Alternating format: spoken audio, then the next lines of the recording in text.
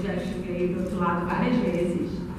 E eu me formei em 2009 como jornalista e a minha monografia na época foi cobertura jornalística no Carnaval. E eu não tinha material bibliográfico para estudar. Eu tinha toda a experiência para falar, mas eu não tinha material bibliográfico. Eu tinha alguns livros do Sérgio Cabral Paio, mas de fato não falava sobre o tema. Tirei 10, porque se deixar eu falar, principalmente sobre carnaval, tá tudo certo. Mas eu amo ver o carnaval sendo falado no ambiente acadêmico. Inclusive, a gente incentiva muito isso nos nossos projetos, porque eu falo para as crianças o seguinte: o amanhã está garantido com certeza. Daqui vão sair ritmistas, mestres, porta-bandeira, passistas, jaiminhas de bateria, mas eu também quero que saiam advogados, médicos, professores. Eu sempre falo para eles: a titia vai estar velhinha, e aí eu quero lembrar que eu preciso de um ortopedista, tem o Rafael, preciso de um oftalmologista, tem a Renata, e a gente incentiva muito essa questão da educação nos nossos projetos. Como eu falei, eu sou da área de comunicação e administração. Trabalhei no meio no carnaval em vários setores, embora eu tenha uma mãe já falecida, minha mãe era faxineira, analfabeta do Salgueiro, o combinado era que eu tinha que estudar. Ela dizia que o conhecimento ninguém tira da gente, e hoje eu replico isso o tempo inteiro e continuo estudando. Inclusive em 2020, quando, na verdade, eu fiquei 10 anos fora do Salgueiro, e eu sempre me questionava, porque o Salgueiro, com aquela mega estrutura, não tinha projetos voltados para o carnaval. Quando eu retorno ao Salgueiro em 2019, porque eu fiz o projeto do Manuel Dionísio, e na época só tinha o projeto de mestre e porta-bandeira do Dionísio, que era lá na Sapucaí, né? E era dia de sábado. Várias vezes eu via assalto naquela Central do Brasil. Minha mãe não podia me levar porque ela tinha um bar, meu pai me levava.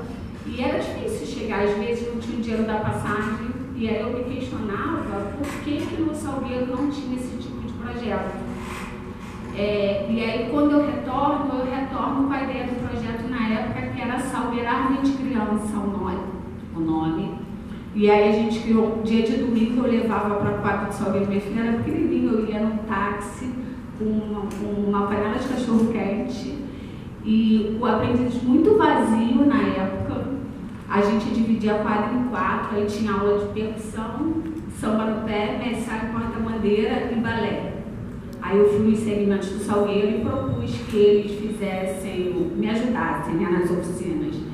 As cheias do cachorro-quente, porque o nosso forte é o cachorro-quente, ele passou a ser um atrativo para a gente trazer as crianças, né? Pouco se fala, mas a gente perdeu muita criança para a questão da religiosidade nas comunidades. Então eles vinham por conta do cachorro-quente e aí eles se envolviam. A minha tia do cachorro-quente, Thalia Açúcar, ela foi inspetora na escola. E hoje a gente tem uma equipe com mais de 10 tias do cachorro-quente. E aí esse time foi crescendo. Ela fala sobre mim, né? Mas é que eu falo tanto orgulho do projeto. É que hoje, eu, Mara, que faço milhões de coisas, o que me faz feliz é isso. É o aprendiz do Salgueiro, é a Vila Olímpica do Salgueiro. É uma loucura, eu estou desde 7 horas da manhã na Vila Olímpica. Hoje eu já recebi uma EDI do Andaraí para fazer uma atividade com as crianças. O nosso grupo de 60 mais teve uma aniversariante de 79 anos. A gente começou um curso de informática para 60 mais. Enfim, milhões de coisas acontecem ao mesmo tempo. Graças a Deus, tem hora que eu acho que eu não vou dar conta, mas eu tenho um timaço. E, inclusive, eu queria falar sobre isso, que a Cássia me fez professora. Quando a gente entra na pandemia, e aí a gente retorna, aí eu notei que tinha muita criança de inclusão e eu nem sabia o que era um autista. E olha que eu sou mãe, minha filha tem 9 anos. E aí a Cássia começa a me explicar, a Cássia aparece lá como voluntária, inclusive estou sempre aberta a novos voluntários, tá? Alunos, a gente já está sempre aberta a novos conhecimentos, vem. E aí a Cássia fala: eu preciso fazer um estágio da educação fora do ambiente escolar. E eu posso participar? Nesse dia eu tinha inventado uma turma de 5 anos, porque as turmas de percussão geralmente começam começam com 8 anos porque eles não aguentam os instrumentos, né? E aí o mestre de bateria, que é o João Vitor, falou assim para mim, desesperado, veio de lá de casa, falou: tia, você é louca, essas crianças não param de gritar, de correr. E aí eu tinha acabado de atender a casa, e eu falei: olha, eu vou te entrar na sala agora, fique à vontade. E aí eu fui receber um timaço, Cássia, Adriane, hoje eu tenho uma equipe multidisciplinar. E aí naquele momento eu conversando com a Cássia, eu sou geminiana, né? Eu falei assim: cara, Cássia, como que eu, líder de um projeto, vou fazer pelos meus, por exemplo, uma criança entra em crise lá, e como que eu vou dizer para o voluntário, faz isso, se nem eu sei o que eu tenho que fazer? Ela: olha, eu fiz um curso de formação de professores no lugar tal, curso de mediação, e aí ela me convenceu a voltar a estudar. E a gente acha que já sabe tudo, né? Depois que é mãe, não, agora eu vou focar na maternidade. E aí eu fui fazer toda essa dinâmica de voltar a estudar, de ser mediadora, de entender para ajudar as nossas famílias. Então a gente virou um projeto de inclusão, de referência. A gente tem muitas crianças lá de inclusão e hoje a gente consegue atendê-los, não todos, né, porque são muitas crianças, mas a gente consegue dar um suporte para as famílias e a gente tem uma equipe de mais de 70 voluntários. E eu digo o seguinte: hoje eu sou empresária, tenho funcionários com carteira assinada e a minha equipe de voluntária funciona muito melhor do que meus funcionários, porque meus funcionários faltam, chegam atrasados e ainda trazem um atestado. A minha equipe de voluntária, eu fiquei internada agora há pouco tempo, 7 dias, e de dentro do hospital eu me administrei. Funcionou uma festa para 500 crianças, eu só acompanhei o resultado. Sábado passado a gente recebeu a equipe de medicina da UERJ para fazer aula de primeiros socorros. E aí tinha atendimento odontológico para a equipe de samba, para as crianças de samba no pé. E hoje tudo funciona sem mim, assim. Em vários momentos eu falo para elas: já posso me aposentar, já está tudo funcionando sem mim. Mas é um trabalho de formiguinha, são pessoas que se conectaram por uma missão. E a gente está fazendo um trabalho muito legal, né, Cássia? Que não para de crescer, às vezes não dá nem vazão, a gente não tem espaço. Hoje, agora, está acontecendo samba no pé com 60 crianças, percussão com 120, a gente até teve que cancelar a primeira turma, porque a Cássia e a Adriana estão aqui, e a minha diretoria queria estar aqui, mas é isso. Hoje, eu já fui muitas coisas, já fui gerente administrativa, financeira do Salgueiro, já passei por muitos setores, mas esse trabalho, acho que Deus é perfeito em tudo que Ele faz, e aconteceu depois de eu ser mãe, né? Então minha mãe dizia muito assim: quem adoça meus filhos, quem agrada meus filhos, minha boca adoça. Hoje muitos dos nossos voluntários são pais, professor de inglês, porque o filho faz percussão. A gente vê os nossos filhos tão felizes ali. Minha filha é imperatriz leopoldinense. E a gente vê os nossos filhos tão felizes no ambiente, sendo abraçados, e aí a gente quer ajudar de alguma maneira. E é isso.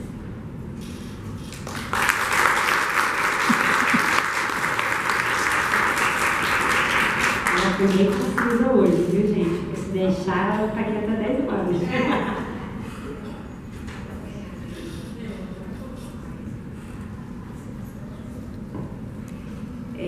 Primeiramente, boa noite. Eu quero agradecer o convite e dizer que eu estou muito feliz de estar aqui.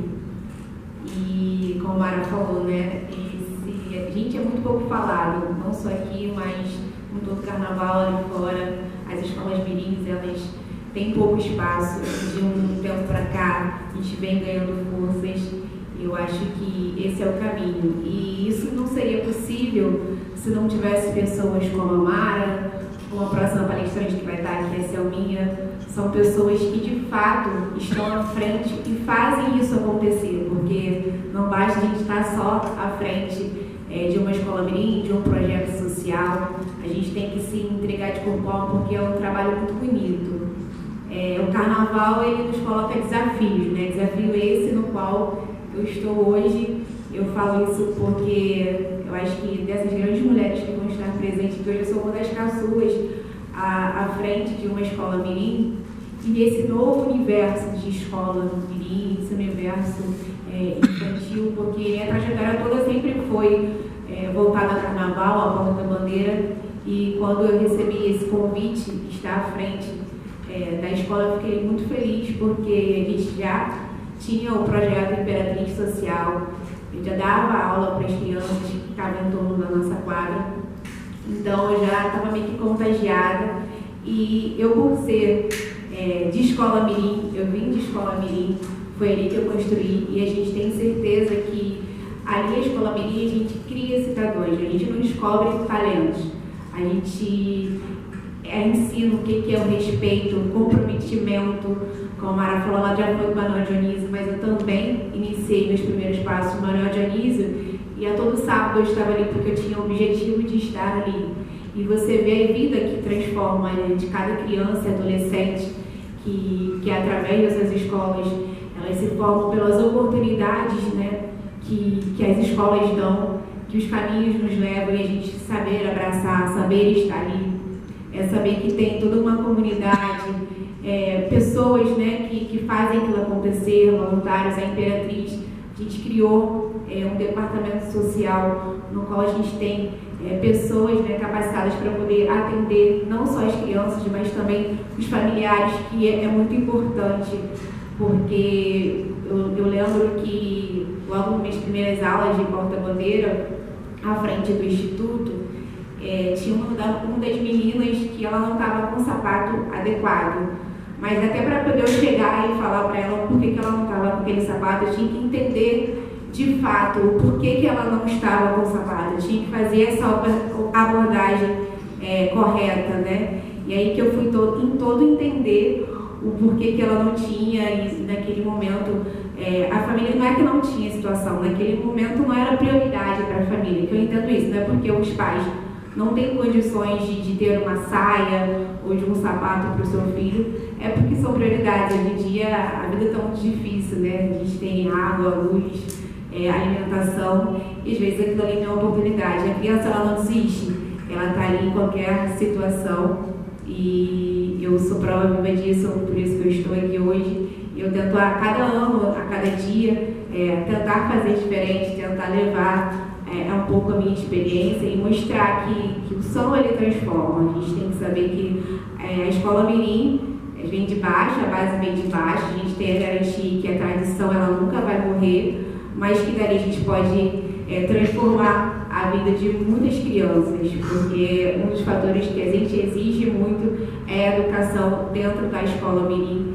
E uma das minhas primeiras ações como presidente, ela foi fundada esse ano ainda, e é muito crua ainda, a gente tem um número pequeno, porque a gente está entendendo todo esse universo, tentar levar um pouco a educação para cada um nos dias de hoje, que hoje em dia você pega uma criança, ela está sempre com o telefone na mão, ela não sabe o que é brincar, correr, ela não pega um livro para estudar, e a gente tem que incentivar cada vez mais as crianças serem crianças de fato, serem crianças de verdade, a sambar como uma criança. Acho que é esse papel que a gente está aqui. E uma das minhas primeiras ações foi no mês de setembro, que eu fiz o folclore, e foi tão legal, porque as meninas de 15, 16 anos que ficavam sambando na nossa quadra, elas estavam ali brincando, entendendo um pouco da nossa cultura brasileira. Isso foi muito legal, me tocou bastante, e eu entendi que aquele era meu lugar. E, como eu falei, a gente tem que estar ali para poder mostrar e fazer acontecer de fato.